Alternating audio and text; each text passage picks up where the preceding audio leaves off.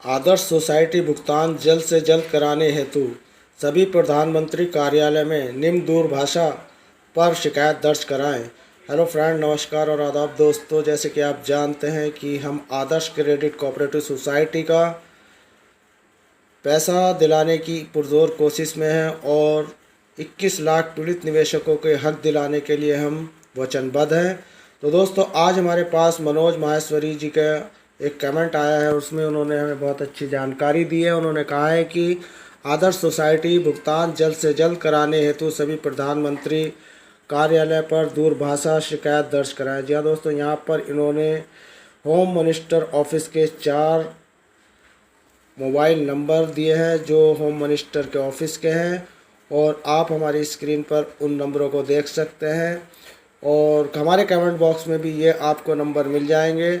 आगे इन्होंने कहा है कि प्रधानमंत्री कार्यालय में कॉल करके बोलें कि निवेशकों का भुगतान जल्द से जल्द हो, इसलिए लिक्विडेटर को हटाया जाए और प्रशासन नियुक्त करके निवेशकों को जल्द से जल्द भुगतान दिलाया जाए। जी हाँ दोस्तों, ये इस वक्त मनोज माहेश्वरी की एक ऐसी पहल है जिस पहल को अगर हम सब मिलकर करें और सब मिलकर इन 4 मोबाइल नंबरों पर रेगुलर अपनी तरफ से कॉल करें तो दोस्तों स्वाभाविक है एक ना एक कॉल आपकी ज़रूर लगेगी, और जब कॉल लगेगी तो प्राइम मिनिस्टर के ऑफिस तक आप लोगों की बात पहुंचेगी, और जैसा भी वहां से उत्तर आएगा वो आपको पता होगा और हमें पता होगा। उसी आधार पर हम आगे की सिचुएशन को तैयार करेंगे। अगर उधर से कोई जवाब नहीं आया तो उसके लिए भी हम तैयार हैं। और आज हम खुलकर इस बात को बता दें कि अगर आदरणीय नरेंद्र मोदी जी ने हमारी तरफ कोई ध्यान नहीं दिया तो वो दिन दूर नहीं जब सभी आदर्श क्रेडिट कोऑपरेटिव सोसाइटी से पीड़ित निवेशक केंद्रीय सरकार यानी कि दिल्ली जंतर मंतर पर धरना प्रदर्शन करने की तैयारी करेंगे। लेकिन अभी हम सोच रहे हैं कि इस वक्त घी अगर सीधी उंगली से निकल जाए तो ज़्यादा बेहतर है, टेढ़ी करनी पड़ी तो टेढ़ी भी करेंगे।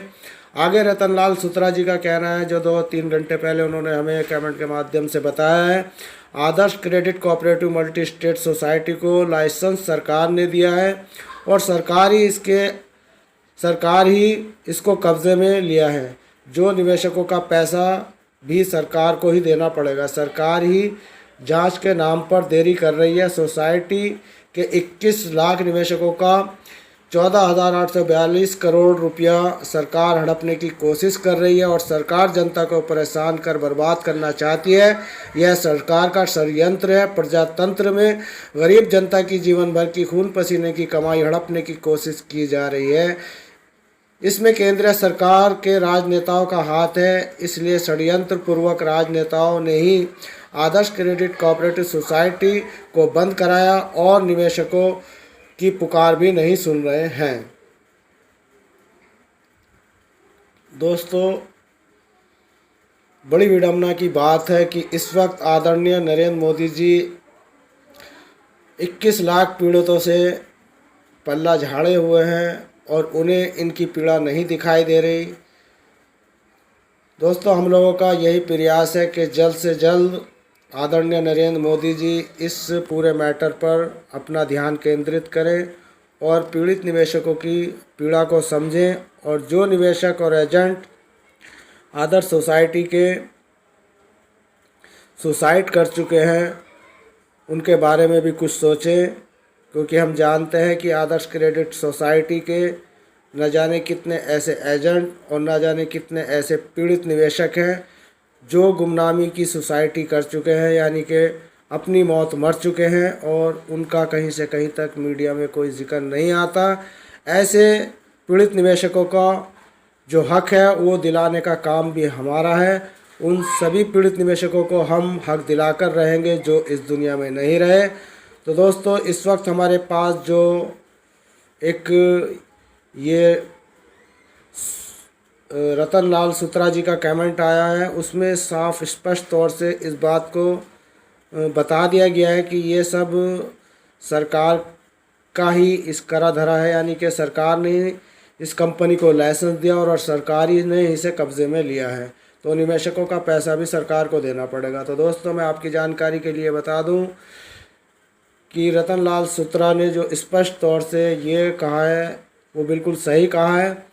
और हमारा कहना यह है कि अगर आदर्श क्रेडिट कोऑपरेटिव सोसाइटी पैसा लेकर भाग जाती तो ये सब एक अलग बात थी कि सोसाइटी पैसा लेकर भाग गई, अब सरकार नहीं सुनती तो वो कोई बात नहीं। लेकिन आज विडंबना यह है कि सरकार ने ही इसे लाइसेंस दिए 20-21 साल के बाद। इस कंपनी को अगर बंद ही करना था तो 21 लाख पीड़ित निवेशकों का पैसा पहले दिलाना था, बाद में इसके संचालकों को बंद करना था।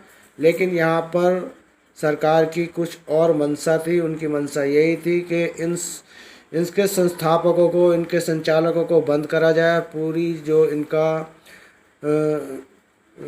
पैसा है वो अपने कब्ज़े में किया जाए, प्रॉपर्टी हो या इनके बैंक बैलेंस हो या जो भी इनके हाथ लगे वो सब लूट लो। कुछ ऐसा हालात सरकार ने बना दिए। तो दोस्तों ये इस वक्त भारत सरकार की एक ऐसी रणनीति है जो निवेशक नहीं समझ पा रहे हैं, लेकिन हमारी समझ में पूरी आ रहा है कि भारतवर्ष की एक आदर्श क्रेडिट कोऑपरेटिव सोसाइटी नहीं, न जाने कितनी सोसाइटियां और चिटफंड कंपनियां बंद की गई हैं, जिसमें पूरे भारतवर्ष के 15 करोड़ से ज़्यादा निवेशक डिप्रेशन और हताश और निराश हैं, क्योंकि वे सब बहुराष्ट्रीय कंपनियों के निवेशक हैं और जिनका लाइसेंस भारत सरकार के द्वारा दिया जाता है और सरकार ही इसको बंद करती है। और उसके बाद पैसे देने के नाम पर निवेशकों को गुमराह किया जा रहा है।